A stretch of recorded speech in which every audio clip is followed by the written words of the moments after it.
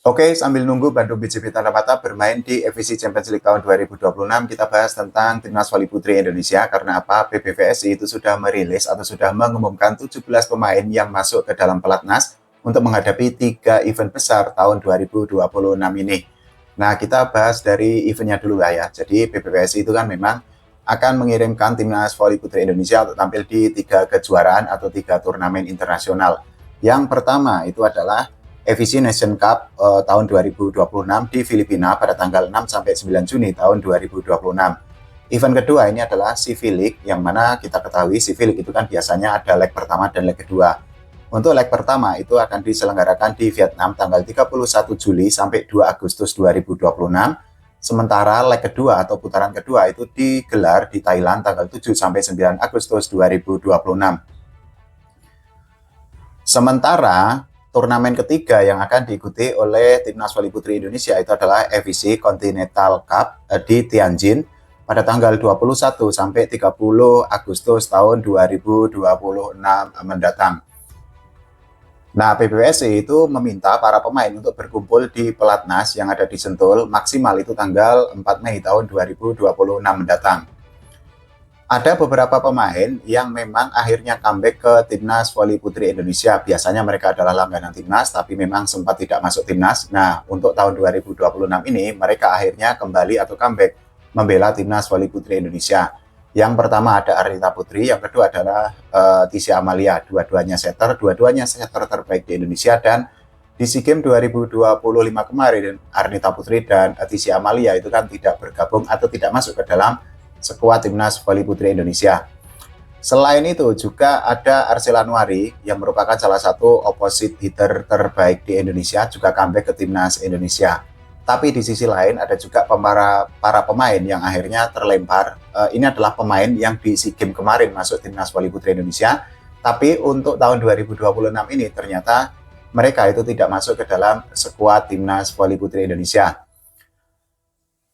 Jadi beberapa pemain yang akhirnya terlempar atau tidak masuk ke dalam roster itu diantaranya itu adalah Sulastri Rahma, kemudian ada Yolanda Beta, kemudian ada Ajeng Nur Cahaya, kemudian ada Rika Dwi Latri, kemudian Pascalina Mause, dan juga pemain lain yang terlempar dari skuad Timnas Voli Putri Indonesia itu adalah Naisha Pratama. Kita bahas dulu dari keputusan PBVSI untuk memasukkan atau memanggil 17 pemain untuk menjalani pelatnas lah ya. Ini sebenarnya ada celah untuk memberikan kritik. Ini kritiknya membangun lah ya kepada PBVSI bahwa kenapa kok 17 pemain yang dipanggil atau masuk ke dalam pelatnas. Kita bisa membayangkan kalau pemain yang dipanggil atau yang masuk ke dalam pelatnas itu lebih misalnya 20 atau 25, tentu saja ada persaingan yang lebih kompetitif karena para pemain itu akan berlomba-lomba untuk menjadi pemain inti atau menjadi line up untuk Timnas Voli Putri Indonesia. Sayangnya PBVSI itu kan hanya memanggil 17. Nah, nanti yang akan masuk ke dalam skuad itu kan 14. Itu artinya hanya ada 3 pemain yang dicoret sebelum nantinya final roster itu akan diumumkan oleh PBVSI.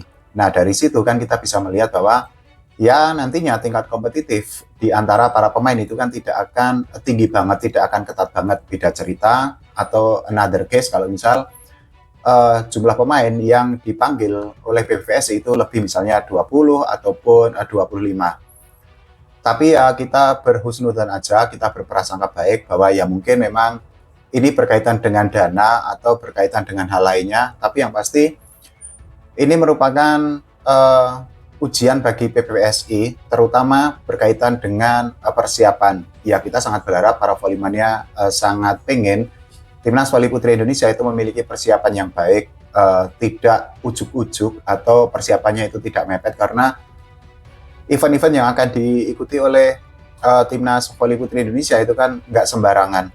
Terutama kalau misal kita bicara di luar Asia Tenggara, nah udah pasti persaingan itu akan lebih ketat sehingga ya membutuhkan persiapan yang maksimal. Nah, ini adalah para pemain, 17 pemain yang dipanggil oleh Timnas Voli Putri Indonesia untuk menjalani pelatnas mulai tanggal 4 Mei tahun 2026 nanti. Jadi untuk setter sendiri, Arnita Putri dan juga Tisha Amalia itu akan menjadi dua setter di timnas voli putri Indonesia. Kemudian libero itu adalah Indah Guritno, kemudian ada Emma yang juga masuk ke dalam libero timnas Indonesia. Untuk opposite hitter sendiri itu ada Silomita, kemudian ada Kanza, kemudian ada Arsila Anwari, dan juga ada Megawati Hangesti Pertiwi. Sementara untuk middle blocker itu ada Chelsea Berliana, kemudian Mara Dantina Mira, kemudian ada Giovanni, kemudian ada Cindy Saskia. Di posisi outside hitter ini ada Medial Yoko, kemudian ada Devika, kemudian ada Salsa Biladara, kemudian ada Tina Siva, dan yang terakhir di posisi outside hitter itu adalah Putri Nur Agustin. Dari daftar pemain yang sudah diumumkan atau dirilis oleh PPSI, sekali lagi memang ada pemain yang di SEA Games 2025 kemarin masuk roster atau masuk squad, tapi ternyata di tahun 2026 ini tidak dipanggil oleh PPSI, tapi sebaliknya ada pemain yang di SEA Games tidak masuk squad, tapi di tahun 2026 ini mereka atau para pemain tersebut akhirnya mendapatkan kesempatan lagi untuk membela timnas voli putri Indonesia. Sebenarnya ini juga ada perpaduan antara para pemain timnas senior dengan timnas junior, misalnya Silomita itu kan juga masih muda. Terus kalau kita bicara para pemain di timnas voli putri Indonesia yang masuk ke dalam roster 17 pemain ini, Cindy Saskia itu kan menjadi kejutan yang cukup oke sebenarnya. Dari Proliga 2026 itu kan Cindy Saskia itu kan tampil oke. Nah akhirnya dirinya itu mendapatkan kesempatan untuk membela timnas voli putri Indonesia di level senior. Nah, pemain lain yang muda yang juga mendapatkan kesempatan oleh PPPSI untuk membela timnas Indonesia itu adalah Tina. Semoga saja perpaduan para pemain timnas senior dengan timnas junior itu memberikan efek yang baik, terutama untuk para pemain timnas junior lah ya, karena itu artinya ada regenerasi yang akan dibangun oleh PPSI. Kan tidak mungkin akan mengandalkan Megawati selamanya, kemudian akan mengandalkan Tisha Amalia selamanya, kemudian juga akan bergantung kepada para pemain senior lainnya.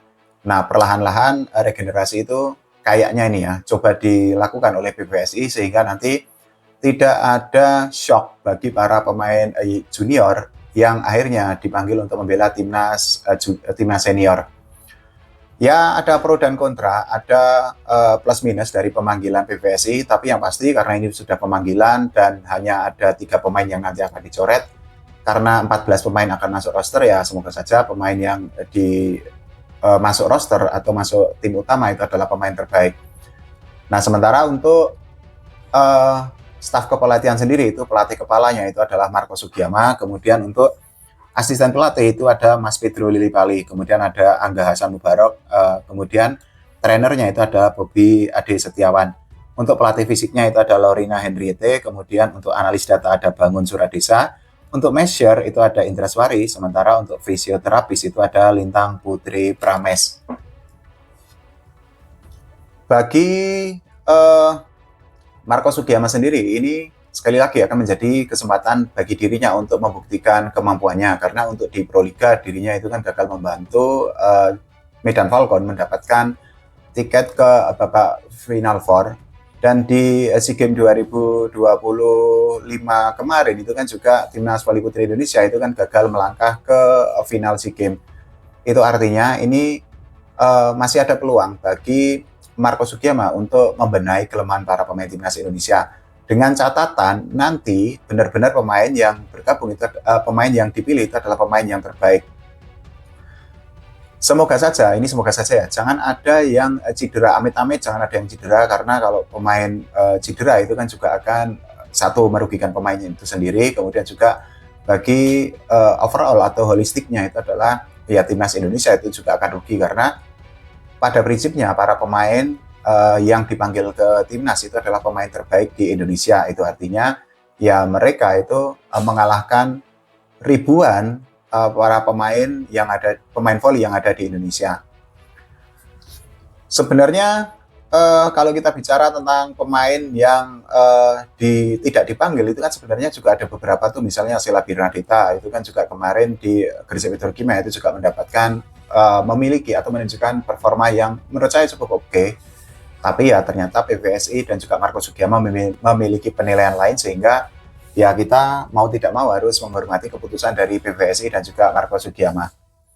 Yang pasti ya kita pengen lah ya, persiapan jangan mepet, kemudian Timnas Voli Indonesia dipersiapkan dengan sangat baik, dan nanti syukur-syukur mendapatkan hasil yang terbaik juga. Nah, kalau menurut teman-teman semua bagaimana? Silahkan tulis di kolom komentar. Jangan lupa doakan Timnas Voli Putri Indonesia berprestasi dan juga Voli Indonesia diurus oleh PBVSI dengan semakin baik lagi. Oke, terima kasih teman-teman semua.